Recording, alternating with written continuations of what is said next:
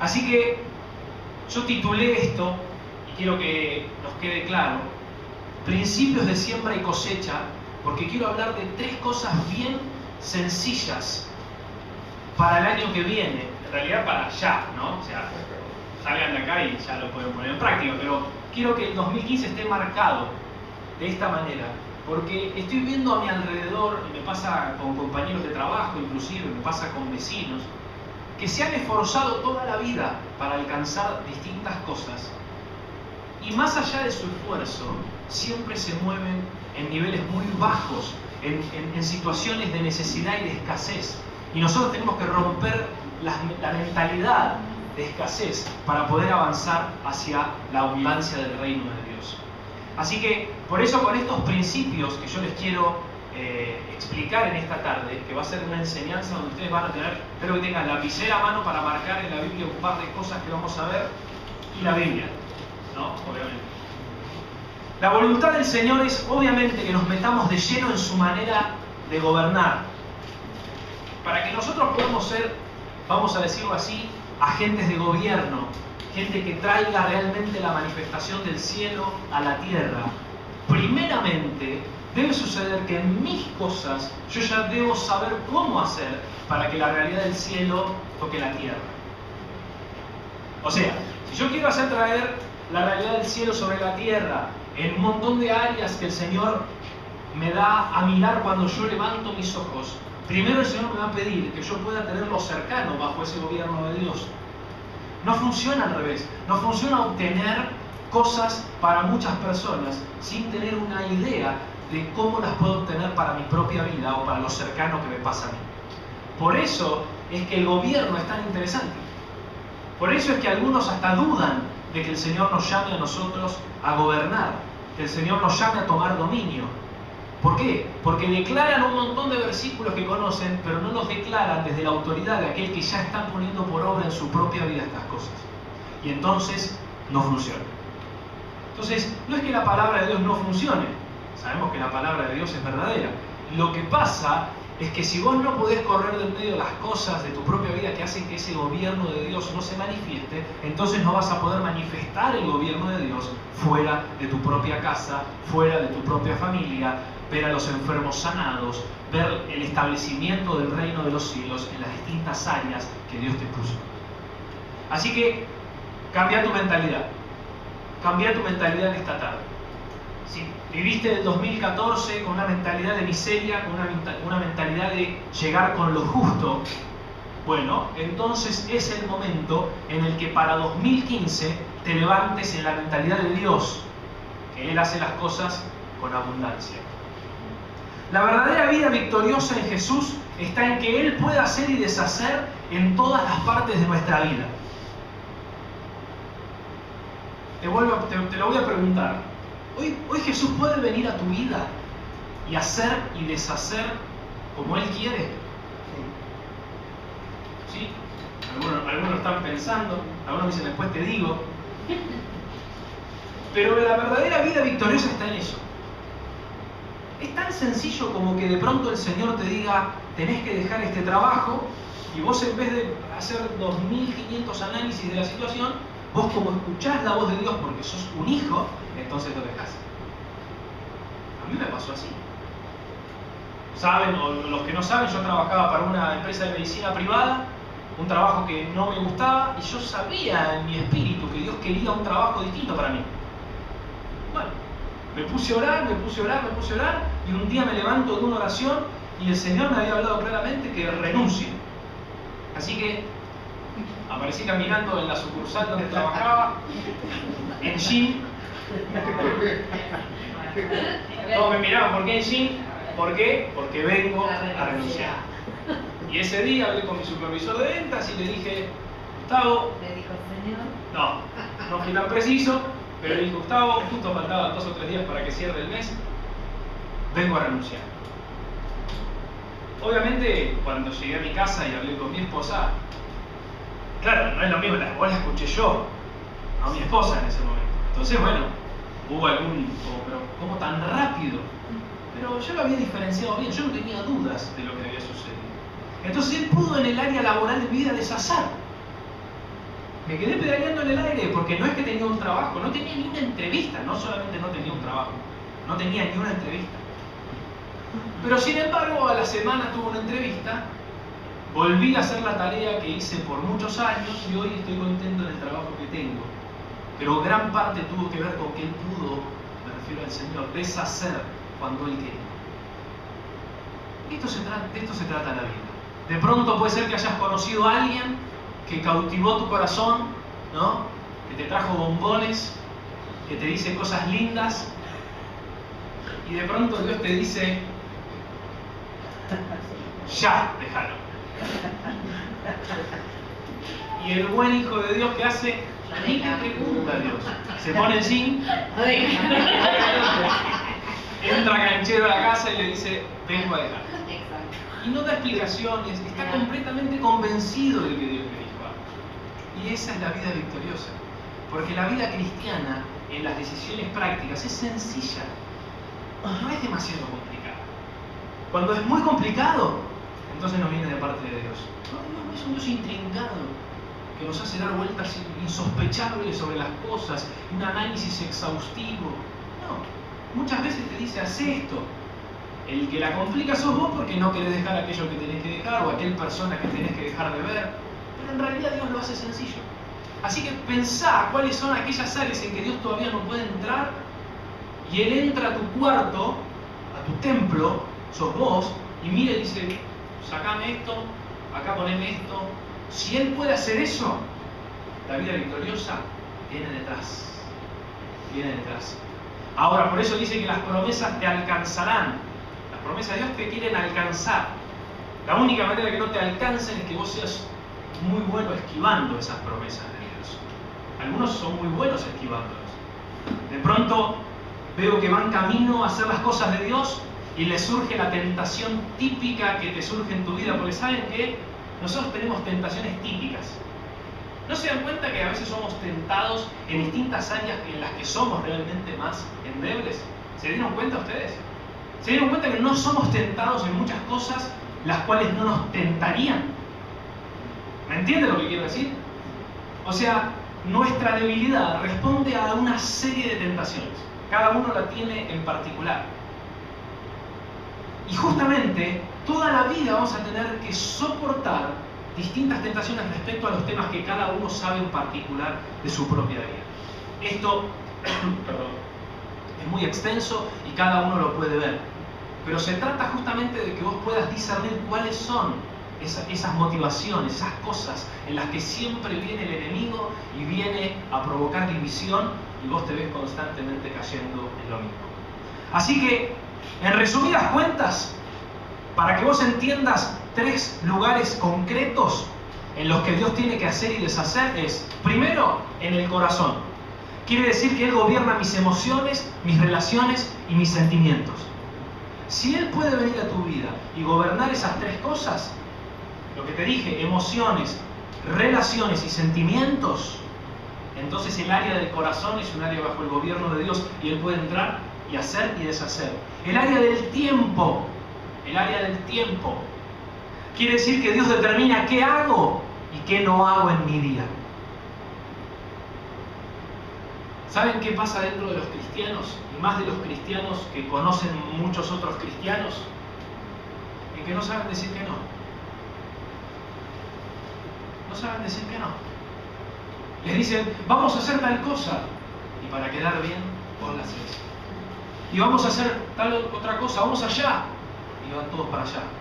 Y no saben separar en su día lo que Dios les dice, esto sí y esto no. Por eso la misma palabra de Dios que dice, no digan mañana vamos a ir para allá y mañana vamos a hacer negocios allá. Mejor dicho, digan, si el Señor quiere, vamos y haremos tal negocio. Entonces esto es lo mismo, si Él puede gobernar tus tiempos, espero que en tu día vos puedas decir, si Él hace lo que Él quiere, se hace lo que Dios quiere. Y muchas veces, como siempre te digo, vas a tener que decir que no a cosas que no están mal, simplemente no están en la agenda de Dios. Y en lo tercero es las finanzas. Quiere decir que confío en su sistema y no en el sistema del mundo. Si estos 3 pilares, te lo vuelvo a aclarar, corazón, tiempo y finanzas, están alineados, Tu vida funciona según el reino de Dios. Tu vida funciona según el reino de Dios. Es un puntapié, no estoy diciendo que con esto ya todas las cosas están solucionadas. Pero si estas tres cosas, vos hoy cuando salís de acá, en vez de olvidarte la palabra y en vez de olvidarte lo que Dios te habló, así como algunos que me cruzo en la semana y le pregunto, ¿y qué te quedó del sábado? Y me miran como diciendo, ¿el sábado? Bueno, si te queda grabado y podés volver sobre estos temas, corazón, tiempo y finanzas, yo creo que tenés un lindo trabajito antes del 31 de diciembre para alinear estas cosas con el Señor y que el 2015 entonces sea el año de la gloria de Dios. ¿Amén? Amén. Gálatas 6:7, ¿lo tienen? Gálatas capítulo 6, versículo 7. Dice, no os engañéis, Dios, ¿qué? No puede ser burlado. ¿Lo tienen? Gálatas 6:7.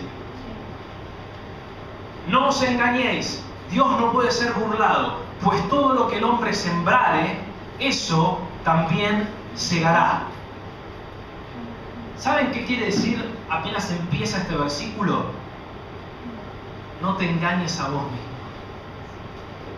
No te engañes a vos mismo. No sea cosa que muchas de las cosas que estás viviendo sean porque te pasan determinadas situaciones y vos crees que Dios no te está mirando. Y ahí ese es el principio de engañarnos a nosotros mismos. Cuando creemos que podemos ser determinada persona cuando supuestamente, entre comillas, Dios no nos está mirando. Y ahí es donde creemos, y ¿saben qué pasa? Tomamos a Dios de la peor manera, porque dice Dios no puede ser burlado. Y enseguida lo que asocia el Señor con la burla es entender el concepto de lo que quiero hablar, que es el concepto de siembra y de cosecha. Confiar en el sistema del reino es saber que cada cosa que hago en la tierra, presta atención, tiene su repercusión en los cielos. Y escuchá lo que te voy a decir. Así como estamos llamados a traer la realidad del cielo a la tierra, ¿saben eso? ¿No? Padre, venga tu reino, hágase tu voluntad en la tierra, así como es en los cielos. El Señor nos enseñó a orar de esa manera. Pero así como estamos llamados a traer la realidad del cielo a la tierra, también se da la inversa. Recibo de los cielos aquello que he sembrado en la tierra. Recibo de los cielos lo que he sembrado en la tierra. Atentos. Dios no puede ser burlado. Todo lo que siembra el hombre, eso va a cosechar. Así que acá hay un ida y vuelta. Yo puedo ser, o me gustaría ser un experto haciendo bajar los cielos a la tierra, ¿no? Llego a un lugar donde hay enfermedad, entonces, ¿qué me planteo? La realidad del cielo es que la enfermedad ya no existe, entonces cuando yo oro, mi oración está limpia, está eficaz, porque entiendo que hago bajar la voluntad del cielo a la tierra. Pero lo que vivas en tu día a día tiene que ver con lo contrario. Lo que vos estás haciendo en los cielos, en la tierra, repercute en los cielos, y así se da o no se da lo que vos querés vivir. ¿Me seguís en lo que te estoy diciendo? Por esa razón Pablo dice que todo lo que siembra el hombre es afectado. Por eso hoy cuando puse en Facebook la invitación a la reunión, puse una mano arrojando las semillas. Porque ¿saben qué pasa? La vida del cristiano es como que se te van cayendo las semillas cuando vas caminando. Te des cuenta o no te des cuenta, sos un sembrador constante. Te des cuenta o no te des cuenta, vas soltando semillas cuando caminas. Y Dios te dice, bueno, de todo lo que estás sembrando, eso es lo que vas a cosechar. Por eso es que nuestras relaciones son guardadas de una manera especial, el vínculo de la paz. Por eso es que nosotros somos los mismos adentro de una reunión que afuera. Por eso puedo orar y puedo ser sincero con la gente, porque puedo ser el mismo. Porque si no, creo que a Dios lo estoy burlando, lo puedo burlar. Pero todo lo que yo siembro, eso es lo que voy a cosechar. Así que todo, me encanta porque Pablo dice todo. En su misericordia, Dios muchas veces, obviamente, no tiene en cuenta nuestras equivocaciones. Pero acá es donde quiero que vos tengas algo bien en claro, porque alguno podrá decir, pero ¿dónde entra el concepto de Dios como bueno si yo solamente recibo aquello que siembro? Y acá te lo voy a explicar. Está claro que Dios es bueno y que pasa por alto muchas de las cosas que nosotros hacemos, porque Dios, como un Padre bueno, nos perdona, obviamente. Pero te quiero decir esto, en aquellas áreas en las que fuimos enseñados a realizar las cosas según el modo de Dios, ahí el Señor espera simplemente devolvernos lo que hemos sembrado. Por eso algunos que están acá sienten más responsabilidad de su vida ahora que antes. Porque ahora saben más. Saber más, conocer más de las cosas del reino de Dios, es, entre comillas, déjenme decirlo así, graciosamente, perjudicial. ¿Por qué digo esto? Porque ahora tenés una responsabilidad mayor. La Biblia dice que Dios no puede juzgar como culpable al inocente, pero sí Él puede demandarte algo que vos sí sabés cómo hacerlo y no lo estás haciendo. Él sí puede hacer eso. Porque tuviste a tus pastores que te enseñaron cómo manejar tus finanzas. Ahora Dios sí puede decirte, bueno, ahora te quiero ver, hijo mío. ¿O acaso cuando un padre enseña a un hijo, ¿no?, a andar en bicicleta, qué hace? Lo guía primero, no espera el golpe, lo guía, le pone las rueditas, lo endereza hasta que de pronto lo mira y dice, ahora te quiero ver. Ya está, ya te di toda la teoría, te dije cómo mantenerte, te dije no pierdas la velocidad porque si no no te puedes sostener, y luego te suelta. Y así como te suelta, está esperando justamente que vos mantengas el equilibrio. Pero la responsabilidad ya no está ni en las rueditas. ¿De quién está? En el hijo. Así que como hijo vos fuiste enseñado. Y me gusta que entendamos esto de responsabilidad, porque es lo que el Señor nos va a pedir para el año que viene. No hay manera de atender bien a la gente que viene a esta congregación si no es con debida responsabilidad. Tenemos que ser responsables de las cosas de Dios. ¿Amén? Y por eso quiero mencionar el tema de la mentalidad de servicio, que espero que todos se estén como adecuando a que el año que viene vamos a tener que profundizar, o en alguno que no lo haya sentido este año, tener esa mentalidad de servicio. Porque tiene que ver con la siembra y la cosecha. Porque la Biblia dice, ustedes piden y no reciben porque piden mal, para sus propias pasiones, sus deleites. Entonces está diciendo, ojo, cómo es que piden, porque están entendiendo mal el pedir. O sea, no están dando nada, entonces no les puedo dar a ustedes. Y por eso quiero poner el ejemplo del viaje de Cel, que los que leyeron Facebook habrán visto que él, no sé, el lunes, martes, no sé qué día fue, el lunes apareció una persona de Estados Unidos que le deposita la plata para que ella pueda viajar. Y estamos hablando de ¿cuánto? $2.000. $2.000, es un montón de plata. Ahora, ¿por qué ella puede cosechar lo que cosechó el lunes pasado? ¿Ustedes saben dónde va? La gente sabe. Va a México, va a meterse en lugares donde hay prostitutas, gente de la calle, el narcotráfico de México. Ustedes se dan una idea, esto no es un viaje de placer. ¿Quién en su sano juicio se iría a meter entre las prostitutas y los delincuentes? No, y mucho menos quién invertiría tanto dinero. ¿Saben quién? El Padre. Entonces, para que vos puedas cosechar inclusive cantidades que son difíciles de ahorrar para nosotros, tenés que tener una mentalidad de servicio. Si tenés mentalidad de servicio, la plata, realmente, la plata pasa ni siquiera a un segundo lugar, ni siquiera. No quiero decir qué lugar, pero muy lejos de las prioridades. Cuando la plata está dentro de tu top 3, es porque no hay mentalidad de servicio. Porque entonces el Señor no puede traer la provisión, porque si te provee es para tus deleites y tus pasiones, y no para que eso caiga en alguien más. Entonces, por eso es que la mentalidad de servicio tiene que marcarte. Por eso es que si sos vos una persona que discipula, tiene que dar, tiene que invertir. Si vos invitás a alguien a tomar un café, lo invitás vos. Agarrás el dinero como vos lo estás discipulando y ponés la plata vos. Y sé que si sacás cuenta decís, pero este café, café más caro. Pero sinceramente te digo, eso es alguien que discipula. Si invitas a tu casa a alguien porque lo vas a discipular, de todos los gastos te haces cargo vos. Porque eso es una mentalidad que no sabes de dónde el Señor te va a proveer, pero sabes que va a llegar. En cambio, si todavía cada vez que vas a hablar con alguien, no estás pensando dónde ir porque vamos a Lomas, no, a Lomas no. Vamos a la estación de servicio, hay una bandera blanca, ¿no? Ni siquiera una de... Bueno, ¿por qué digo esto? Porque tenés que cambiar la mentalidad. Tenés que cambiar la mentalidad, tenés que cambiar de la escasez, de que si pongo esto y con qué me quedo. El Señor se agradó de la ofrenda de una viuda que lo había dado todo.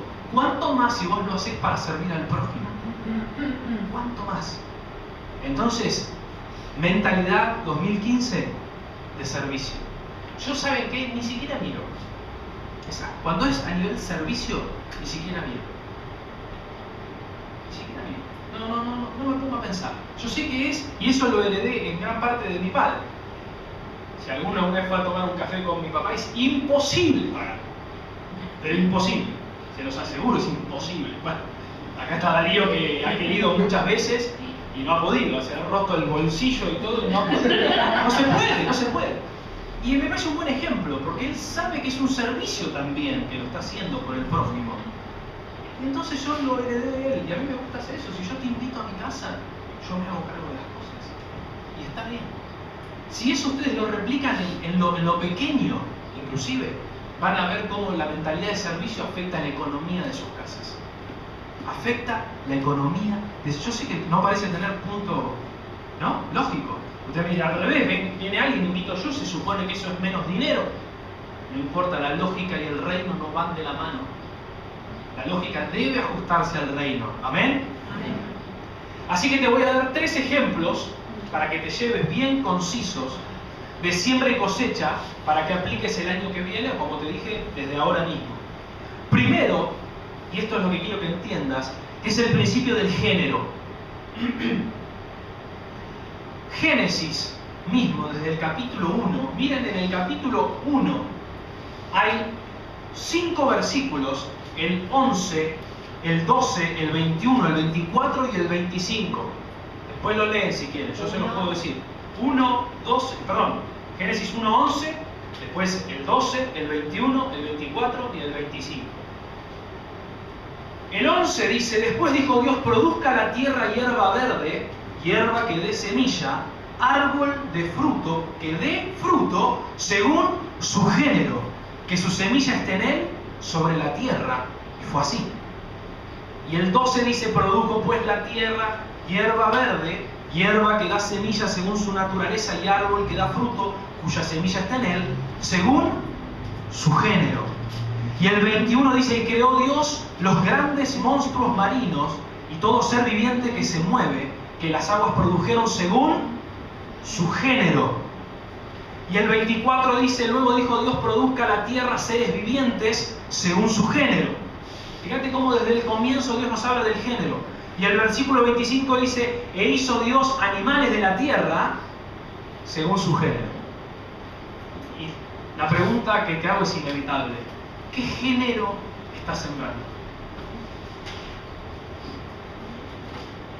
¿Qué género estás sembrando? ¿Estás sembrando qué cosa en tu vida para saber entonces de qué cosa vas a poder apropiarte? Esto es muy sencillo. Por eso es que si nos convertimos nosotros en personas que siembran a conciencia, entonces lo vamos a cosechar en todas las áreas de nuestra vida. ¿Se entiende? Por eso como iglesia queremos abarcar todo lo que podamos que Dios nos llame a hacer, porque eso nos va a hacer prosperar en todo lo que podamos hacer. Ahora, si nosotros retenemos la mano a distintas personas, entonces ese género no lo podemos obtener. Por eso te pregunto en esta tarde, ¿qué género estás sembrando? Porque quizás sos de aquellos que tienen un género completamente olvidado, que cumplen, así como el joven rico, los mandamientos y le pueden decir al Señor, pero yo en esto sí, pero hay un tema, un género, el cual no querés ni siquiera hablar, porque es el cual no querés dar nada, no querés soltar. Quizás no quieras soltar tiempo, quizás no quieras soltar dinero, Quizás no quieras soltar amor. ¿Qué es lo que no querés soltar? Porque ese es el género en que está detenida tu vida. Ese es el género en el que tu vida no avanza. Si empezás a dar de ese género, tu vida va a avanzar en ese género también. Miren el caso de Abraham. Génesis 22, 16. Y dijo, Génesis 22, 16. Miren qué clarito que lo tiene acá Abraham esto, ¿eh? Y dijo, por mí mismo he jurado, dice Jehová, que por cuanto has hecho esto y no me has rehusado tu hijo, tu único hijo, de cierto te bendeciré y multiplicaré tu descendencia como las estrellas del cielo y como la arena que está a la orilla del mar. Y tu descendencia poseerá las puertas de sus enemigos. Ahora te hago una pregunta, ¿lo conocen esto? ¿Saben la historia? Él había sembrado ¿qué cosa? Él había sembrado a su propio hijo. Abraham, en su corazón, había sembrado a Isaac. ¿Saben la historia? Que Dios le dice a Abraham, me tenés que dar algo, Abraham. Después de que le había prometido por tantos años que iba a tener un hijo, y la promesa llegó muy tarde, él ya de 100 años, Sara también, muy avanzada en edad, y le dice, ahí va, tenés a tu hijo. Y él lo tenía y él estaba maravillado con su hijo, ¿no? ¿Cuántos que hemos recibido algo de parte de Dios, lo tenemos ahí atesorado, ¿no? Lo guardamos. Y a veces lo guardamos tanto de más, que Dios tiene que venir a decirnos, pero ¿qué querés más? Obviamente, ¿qué querés más? ¿A mí? ¿A tu Señor? ¿O a esa promesa que yo te di? Que no es ni siquiera comparable, por más buena que sea, con lo que yo soy. Eso le pasó a Abraham. Entonces, ¿qué le dijo? Dame a tu hijo. Dame a tu hijo. ¿Cómo? Claro, evidentemente él había hecho ese tesoro, esa cobertura sobre la bendición de su hijo. Y él sabe en el camino, es una historia que es atrapante, ¿no? Porque él va en el camino con el nene y el nene le dice, ¿a dónde me llevas? Y dice, después te cuento, en realidad después te digo. Hasta que, bueno, lo lleva a un lugar donde encuentra el lugar para hacer el sacrificio y él lo iba a hacer. Miren la certeza de haber escuchado la voz de Dios. Porque acá vuelvo a lo mismo que te dije del principio de obediencia del comienzo. Él estaba tan seguro que esa era la voz de Dios que dijo, y esto evidentemente hay que hacerlo, si Dios me lo dijo, yo lo tengo que hacer. Yo sé que no entra en mi razón, es mi único hijo, ya soy recontra viejo, ni siquiera muy viejo, recontra viejo. Y obviamente cuando él levanta la mano, ¿no?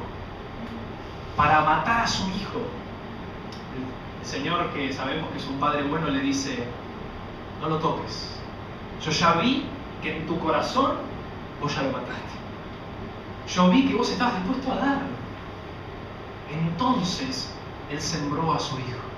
Y porque sembró a su hijo, dice, de cierto te bendeciré y multiplicaré tu descendencia como las estrellas del cielo y como la arena que está a la orilla del mar. Y tu descendencia poseerá las puertas de sus enemigos. Abraham sembró uno y cosechó una descendencia de multitudes. Pero tuvo que haber una siembra. Dios no puede ser burlado. Todo lo que siembra, fíjense el género. Abraham cosecha según el género. Él siembra en su corazón la vida de su hijo y lo que siembra es la vida de muchos de su descendencia. Por eso Juan, miren el segundo ejemplo. Juan 12, 23, para ampliarte lo que te dije recién. Dice, Jesús les respondió diciendo, Juan 12, 23, ha llegado la hora para que el Hijo del Hombre sea glorificado. Y miren lo que dice el 24.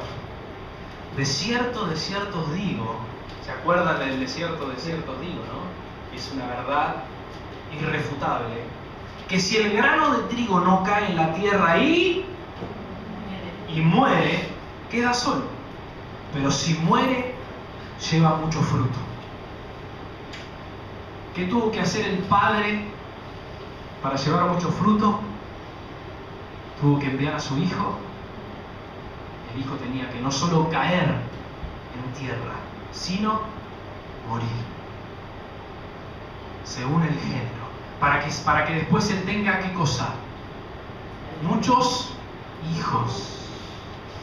Él dio a su hijo para que caiga en tierra y muera, para tener luego multitud de hijos, que somos todos los que estamos acá y toda la iglesia que está en el mundo. Miren a la iglesia de Macedonia, porque hasta acá alguno me va a decir, bueno, esto, ¿cómo lo aplico en mi vida? ¿Cómo lo llevo a mi día a día, a lo práctico? Mirá 2 de Corintios 8:1, segunda carta que escribe el apóstol Pablo a la iglesia de los Corintios en el capítulo 8. Me encanta esta iglesia. ¿Cómo me gustaría, o me gusta, por qué no? 2 de Corintios 8:1, que la iglesia de Temperley, porque miren, interesante que la iglesia de Macedonia que habla acá no es una congregación local, es justamente la iglesia de la ciudad. Está conformada por varias congregaciones. El concepto de iglesia es un concepto mucho más amplio, no es la iglesia de Temperley para Cristo, no. Por eso cuando digo la iglesia de Temperley, estoy mirando a la ciudad y digo, me gustaría que Temperley sea como Macedonia. ¿En qué cosa? Asimismo, hermanos, os hacemos saber la gracia de Dios que se ha dado a las iglesias de Macedonia, que en grande prueba de tribulación, ¿cuántos se sienten atribulados? La abundancia de su gozo y su profunda pobreza abundaron en riquezas de su generosidad. Pues doy testimonio de que con agrado han dado conforme a sus fuerzas y aún más allá de sus fuerzas, pidiéndonos con muchos ruegos que les concediésemos el privilegio de participar en este servicio para los santos. Acá hay tantas cosas, se puede hacer 1000 estudios sobre esto. ¿De qué está hablando el apóstol Pablo que hacía la iglesia de Macedonia? De dinero. Pablo era evidentemente un apóstol de la prosperidad, ¿no? Como hoy les gusta a algunos ningunear la prosperidad de Dios. Pablo les dice, los felicito, ustedes no, miren, estaban en tribulación. O sea, nosotros cuando encontramos una persona así, lo que menos le decimos es, dale, ofrenda al Señor, al revés. Y sin embargo, Pablo los ve así, nosotros lo habíamos hecho, qué descorazonado. Y le dice, ustedes que están atribulados y que tienen profunda pobreza, abundan en riqueza de su generosidad. Pues doy testimonio que con agrado, y es más, dice el último versículo que leímos, el 4, rogándole a Pablo, le dijeron, pero Pablo, queremos participar, Pablo, queremos ofrendar. Es cierto, bueno, menos tenemos nada, pero queremos ofrendar. Eso es una iglesia, una ciudad que sabe sembrar. Que sabe sembrar. Ahora, ese género, los pesos, ¿estás sembrando género? ¿Estás sembrando o estás funcionando bajo tu ley? Porque bajo tu ley estás siempre en lo justo. Bajo tu ley siempre tengo el laburo y el último que queda por ahí siempre me cae a mí. Y el sueldo siempre ahí zafando al último momento. En tu mente revuela la palabra préstamo, ¿no? Préstamo, se pide un préstamo. Cuando la palabra de Dios dice, pero no vas a pedir prestado, vas a orar para prestar. Yo siempre pido prestado. Entonces te pregunto, ¿estás sembrando ese género? ¿O no estás sembrando ese género? Porque la Biblia llama gracia a saber dar. Miren cómo llama la palabra dinero, porque en realidad el versículo empieza diciendo la gracia de Dios. Y es la gracia de saber dar. Dice que estaban bajo pobreza, pero entendían que la manera de salir de la pobreza es la siembra. La manera de salir de tu estrechez es la siembra. No es algo, es más, ni siquiera es algo difícil de realizar. Empezá a sembrar. Empezá a sembrar. ¿Dónde? Donde el Señor te ponga. Empezá a ser dadivoso y cada vez tendrás más. Te lo puedo asegurar. Y miren en realidad de dónde viene esto, que es lo que quiero que a ustedes les quede claro. Del trasfondo de la iglesia de Macedonia. Y disculpen que los hago ir a tantos lados a la vez, pero quiero que les quede el concepto claro. Porque quizás nosotros leemos solamente esta parte de Corintios, pero no entendemos en el libro de los Hechos cómo llegamos hasta Macedonia. Y en Hechos, en el capítulo 16, Hechos 16, versículo 9, quiero darte una aplicación bien concreta para tu vida, pero bien concreta, que te va a dar que pensar en lo que tienes que hacer. Hechos 16, 19 dice: y se le mostró a Pablo una visión de noche. Miren la visión. Un varón macedonio estaba en pie, rogándole y diciendo: pasa a Macedonia y ayúdanos. 16, 9. Sí, dijiste 19. Perdón, no, Hechos 16, 9. Y se le mostró a Pablo una visión de noche, un varón macedonio que estaba en pie, rogándole y diciéndole: pasa a Macedonia y ayúdanos. Y el versículo siguiente dice: cuando vio la visión, enseguida procuramos partir para Macedonia, dando por cierto que Dios nos llamaba para que les anunciésemos el Evangelio. Ahora, esto es lo que te quiero decir, esto aplica directamente a tu vida. Vos oraste, no me levanten la mano, pero los que estamos acá, algunos han orado pidiéndole a Dios que como sea, lo ayude, te ayude, ¿o no? Oraste diciendo: Señor, no me levanten la mano y me levantan la mano igual. Como sea, dijiste: Señor, ayúdame, como sea, no lo entiendo. Y como siempre te digo, Dios envió a alguien en respuesta. Fíjate, los macedonios estaban: Señor, ayúdanos, Señor. Y Pablo estaba orando y en visión ve a un macedonio, no sé si arrodillado, si levantando las manos y haciendo qué, pero diciéndole: venía Macedonia, venía Macedonia, venía Macedonia. ¿No? Como algunos hace tiempo era: venía a mi casa, ¿no? Necesito hablar, necesito ministración. Bueno, siempre te digo, vos le pedís algo a Dios y Dios te envía a alguien. Ojo con rechazar ese alguien que Dios te manda, porque ese alguien es la respuesta a tu oración. Ese alguien es la respuesta a tu oración. Dios contesta oraciones a través de la gente.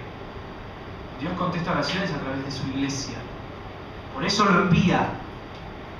Así que entendían ellos lo que había pasado, entendían que la oración que ellos habían hecho se había colado en las oraciones de Pablo, le había parecido la visión. Entonces vos imaginate después de eso, y de que Pablo aparece, ¿ustedes se imaginan esto?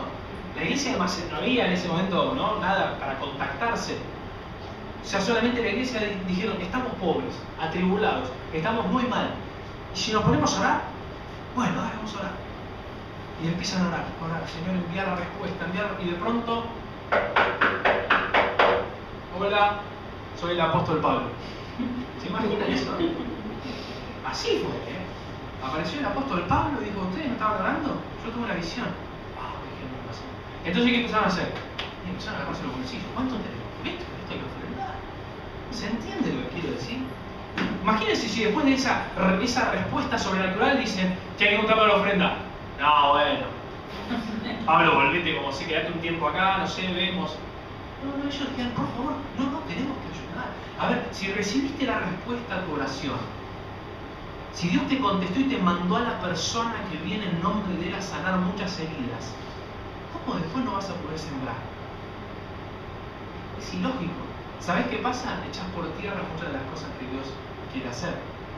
El concepto es sencillo. De hecho, yo lo hago personalmente. Cuando yo me presento a hablar con alguien, el mismo que voy de pronto a la casa de un pastor o algo, yo llevo una ofrenda para su familia. Me parece que es bueno. ¿Cómo no voy a bendecirlo? Si yo le estoy diciendo: necesito hablar con él.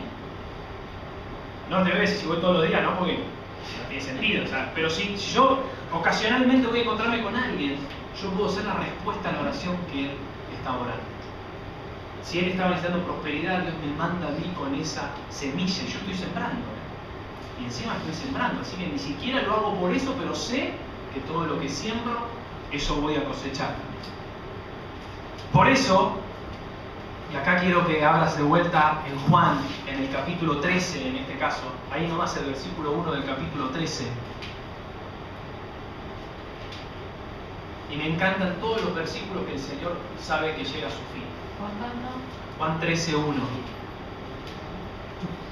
Y dice: antes de la fiesta de la Pascua, sabiendo Jesús que su hora había llegado para que pasase de este mundo al Padre, como había amado a los suyos que estaban en el mundo, los amó hasta el fin. Me encanta. Los amó hasta el fin. Se lo voy a leer de nuevo.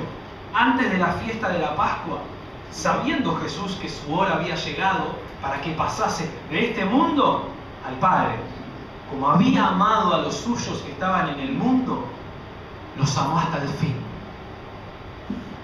Me guardo esa palabra. Guardate esa palabra cuando te sientas desanimado, cuando te sientas solo.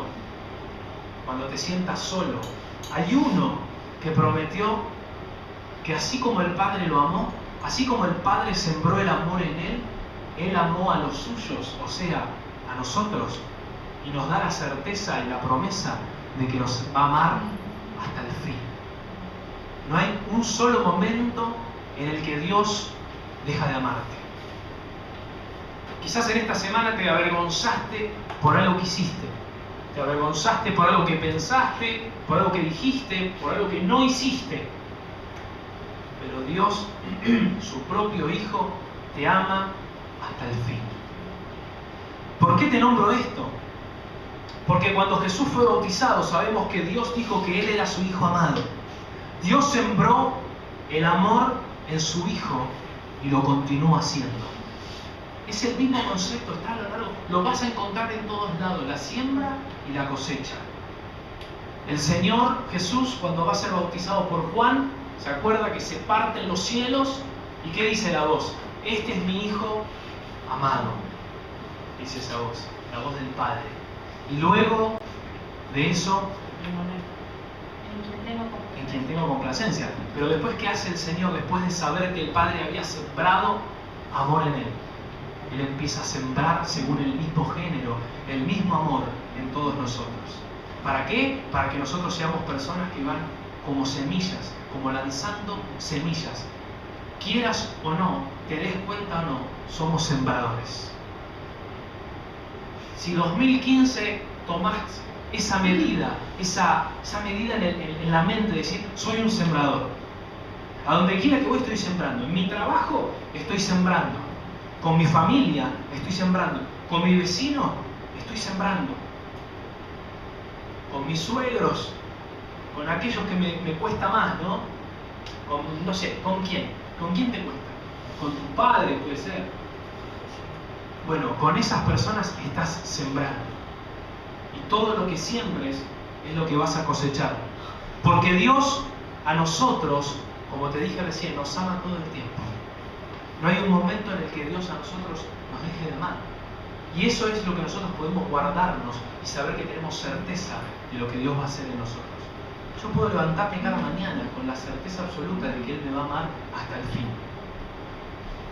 Y por eso te quiero decir estas últimas tres cosas de cada uno de los ejemplos que vimos, para que te las guardes, pero principalmente para que medites. Yo sé que esta palabra vos la vas a poder poner por obra o la vas a poder simplemente archivar. Vas a poder empezar a sembrar o vas a poder retener y vas a decir, no quiero hacerlo. Como te dije, lo peor de todo es que sin darte cuenta estarás sembrando igual. Por eso, las tres bases claras de siembra y cosecha que vimos fueron Abraham, que sembró para su descendencia. Macedonia sembró para salir de su situación. Y Jesús amó primero para que nosotros podamos amarlo. ¿Estás dispuesto a que el 2015 sea el año de la siembra? ¿Estás dispuesto a que aquellos discípulos tuyos vean que vos no dejás de sembrar en ellos? Sembrá tiempo para tu familia, sembrá tiempo para la iglesia y cosecharás tiempo en abundancia para las cosas que el Señor te ponga adelante. Sembrá el amor en todas las personas que tenés a tu alrededor, aun cuando te maltraten y digan cosas que son mentiras. Y asimismo vas a poder igualmente recibir honra. Porque el Señor que dice, yo honro a los que me honran. Yo honro a los que siembran honra en mí. Por eso este principio es clave. Es el principio del que emanan todas las cosas. Si vos podés tomar esto, adoptarlo para tu vida y hacerlo en cada cosa de tu vida, te va a ir bien. Pero te lo aseguro. Pero para eso vos tenés que ver dónde está la mentalidad en la que todavía no dejaste, como te dije al comienzo, que Dios entre, haga y deshaga, haga y deshaga. Él va a tener que venir a tu finanza, va a tener que mirar y decir, estás siendo irresponsable acá. No estás dando nada. Tenés un montón de amigos. ¿Y cuándo les llevaste un presente a ellos? ¿Me entienden lo que quiero decir? A los líderes, le digo, y a los futuros líderes, ustedes son personas que tienen que llegar con un presente a un lugar. Cuando van a ver un liderado, ustedes tienen que ir con un presente. El Señor justamente hizo eso, lo dio todo. Y a veces nosotros se nos dice, ahora ustedes, vos sos líder de tal área, y tenés gente que te sigue porque trabaja con vos, y siempre parece que vos sos el que les demanda algo, nunca el que les da algo. Y el buen líder sabe dar, sabe sembrar, sabe regalar, porque no está mirando lo que le queda, está mirando lo que da, y sabe que con lo que da está sembrando y está cosechando futuramente gran bendición, aún para su propia vida, aunque su motivación no sea eso. Vamos a profetizar sobre el año 2015, el año de siembra y de cosecha. Yo quiero verlos a todos, que llegando el final del año que viene, todos tengan su dinero para ir de vacaciones, todos tengan el dinero para comprar lo que necesitan, porque la voluntad del Señor es que todos avancemos.